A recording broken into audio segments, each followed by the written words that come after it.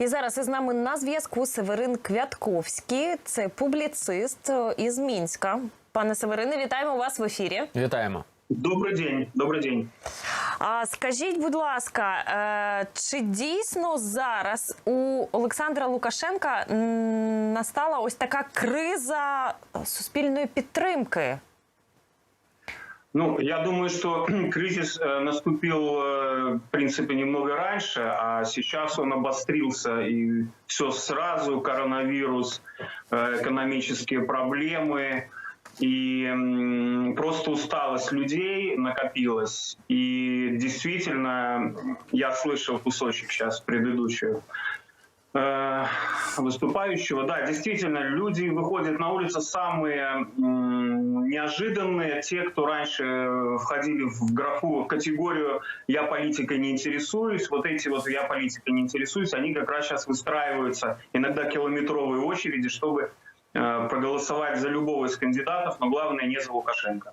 Скажіть, а Лукашенко, він, йому вдасться втримати ситуацію ту руках і не допустити розігріву? Конечно, у Лукашенко отличные внутренние войска, отличные. 25 лет он занимался тем, что делал просто идеальные внутренние войска. И они очень хорошо получали. И это очень часто люди из бедных деревень, которые приезжают в Минск или в областной центр и во внутренних войсках получают очень серьезные деньги по белорусским меркам. Поэтому он себя защитит в любом случае. Северине, скажіть, будь ласка, я сьогодні, наприклад, бачила фотографії місто Полоцьк у вас, і там просто черга. Жителі місцеві, вони там намагаються дотриматися дистанції соціальної, але вони прийшли поставити підпис, це у вас називається за альтернативних кандидатів. Тихановський, здається, прізвище. І от це таке незвичне явище для Білорусі. В принципі, це поява альтернативних кандидатів і ось такий протест збирати підписи. А що це в перспективі дає? Це просто зараз ми бачимо ту картину політичну і, в принципі, настрої в суспільних, що там кажуть, вже надоїло нам це, ми хочемо змін, стабільність не дорівнює щось добре і так далі. Чи це дійсно може на щось вплинути, збір цих підписів і в подальшому, можливо, реєстрація когось із цих кандидатів? Фактично, зараз ми назираємо уже вибори. Тобто, не юридичні, але фактичні. І Лукашенко це зрозумів, і він почав своїм адміністративним ресурсом, йому важливо назбирати, як він сказав, мільйон чи 1,5 мільйона, супроть, наприклад, 100 тисяч, які може там Бабарика зібрати, Тихановський. Тобто, це люди, які, колькі б яны не працювали їх команди там хоч круглі сутки, яны все равно не могут собрать больше, чем Лукашенко. На что это может выплывать в будущем, никто докладно не ведает. Я ведаю, что Тихановский различивает на уличные протесты, и он будет закликать. Ці зареєструють Бабарику, ми так само не ведаємо. Розумієте, ми зараз з вами розмовляємо ще більше за 2 місяці до самої цієї процедури виборчої, а вже у нас є у Білорусі політзняволений перший, це сам Тихановський, це ягоні поплечники, це все кримінальні справи. По-перше, ввогуле не факт, що там Захід признає ці вибори, коли буде так протягуватися. Сьогодні затримали ще одного громадсько-політичного лідера певного. І це все як сніжний ком. Лукашенко гістерить, узброєні люди йому вірні поки що. І до чого це все може привести, ніхто насамрэч не ведає. Пане Северине, а суто теоретично, просто поява якоїсь альтернативи, вона може стати каталізатором того, що просто будуть голосувати за альтернативу, так? А не за того, кого знають. Так, воно і є. Ми вже це бачимо. Вони, це правда, пойдуть і будуть голосувати. Просто у кого комп'ютер, того і голоси, розумієте? Мне здається, що українські глядачі не до кінця розуміють сенс фрази «диктатура». У нас у Білорусі відбувся конституційний переворот у 96-му году. У 94-му Лукашенко демократичним шляхом обрали, у 96-му конституційний переворот. У нас нема парламенту реального. У нас краінай кіруюць у ручным рэжыме. Таму як людзі прагаласуюць, гэта на афіцыйныя дадзеныя ніяк не паўплывае. Важны настрой і важна, што будзе далей, і ці будзе, не ведаю, там нацыянальная там забастоўка, напрыклад, ці яшчэ штосьці. Ну, карацей, важна, што людзі, якія доўгі час спалі з канца 90-х, яны нарэшце зразумелі, што далей так немагчыма, бо гэтая стагнацыя, яна стагнацыя ва ўсіх сферах жыцця, не толькі палітычна. Ну, ви знаєте, Олександр Лукашенко, ми в сюжеті це показували, він згадав наш український Майдан і сказав, що Майданів в Білорусі не буде, попереджає. І саме тому, знаєте, в деяких ЗМІ там з'являється ось така риторика про те, що ну нібито запереживав Олександр Лукашенко, що не все настільки в нього під контролем, що якісь процеси такі відбуваються, що він втратив оцю підтримку бюджетників, які ну там всі ці роки його підтримували, що зараз і лікарі незадоволені, це от пандемія вплинула, і вчителі, і ну тобто цей прошарок населення, яке було ну стільки років за Олександра Лукашенка. Саме тому такі висновки робимо.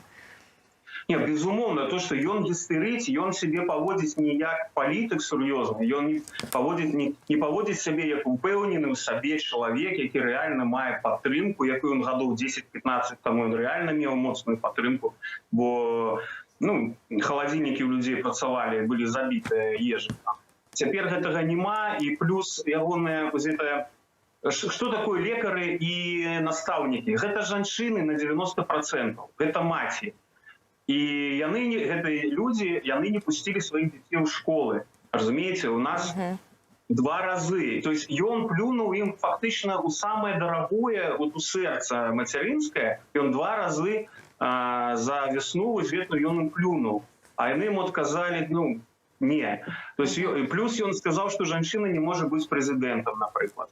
Ну, то есть ён такое зараз гаворыць, што ён фактычна плюе ў твар і ў душы самым розным социальным группам громадян. Просто ці номінальні такі плюки роздає просто веєра. Зрозуміло. Северине, ми ще хотіли, знаєте, про що вас запитати? Про зміну уряду. Тому що Лукашенко, ну, начебто обіцяв, що буде міняти там Кабінет міністрів, начебто і зробив, виконав свою обіцянку. Але що все це означає? Що все ж таки зміни в країні можуть бути? Ну, там, президент не міняється, бодай уряд міняється. Знову ж таки заговорили, що це начебто новий уряд, який буде робити так, щоб Білорусь подалі від Москви, ну, як віддалялася, щоб була, ну, от, свою незалежність відстоювала, тому що, ну, ми знаємо, наскільки там і економіки пов'язані, і не тільки економіки. Що ви скажете, що буде з новим урядом в Білорусі? Ну, я думаю, что тут справа не в Москве, а в тым, что будет экономичный кризис у осени, и что призначили премьер-министром, ну, человека с войсково-промыслового комплексу, и, ну, фактично премьер у погонах, как у нас его называют. Там вот тут такая техничная речь, что всех трымаецца там бизнес и всю экономику трымаецца на войсковом становище. А что до Москвы, ну, дык няма ніякага саюзу рэальнасці, ніколі яго не было, і все гэтыя саюзныя дзяржавы, дамовы, все астатняе, гэта піар для, ну, таких людей, які глядзяць толькі тэлевізор, прычым такое адчуванне, што это для расійскай публікі хутчэй піар. Давно ўжо шукае Беларусь афіцыйныя шляхі на захад, з якім парвала там давно калісьці. І безвізавыя зоны у нас ёсць і на захадзе, ў Гарадзенскай, Берасцейскай вобласці. Ну, шмат чаго робіцца, якіх крокаў. Вось. І тут такі фактычна у Лукашенка, як у нас кажуць, не выкрутка. З одного боку, калі ён хоча сябраваць з Захадам, ён, прабачце, я на беларускую мову перайшоў, не все поймут, уже, извините, я на автомате. А ми все прекрасно розуміємо. Канал різноманітних мов, так. Просто. Да, но, понимаете, то есть, с одной стороны, если он хочет каких-то денег и партнерских отношений с Запада, то он не может тут, как говорят, кошмарить публику, а он фактически уже начал репрессии. Москва этим воспользуется и тоже ему скажет: слушайте, Александр Григорьевич, что ж вы творите-то такое? То есть фактически, какая-то фактически агония определенная намечается, еще учитывая, что у человека характер взрывной, истеричный. Многие опасаются, конечно, что не совсем мирно это все может закончиться. Вот. Не хочу, как говорится, каркать, но предупреждение такое тоже нужно все-таки иметь. Дякуємо вам, Северине. Дякуємо за ваші коментарі, за думки, за те, що долучилися до нашого ефіру. Будемо ще із вами зв'язуватися, аби знати і розуміти, що ж у вас там в Білорусі відбувається. Друзі, Северин Квятковський, публіцист з Мінську, щойно був із нами на прямому зв'язку. І що важливо, спілкувалися так. Ми українською і білоруською розуміли одне одного. Так, чому? Тому що, як я вже сказав, канал різноманітних думок і мов.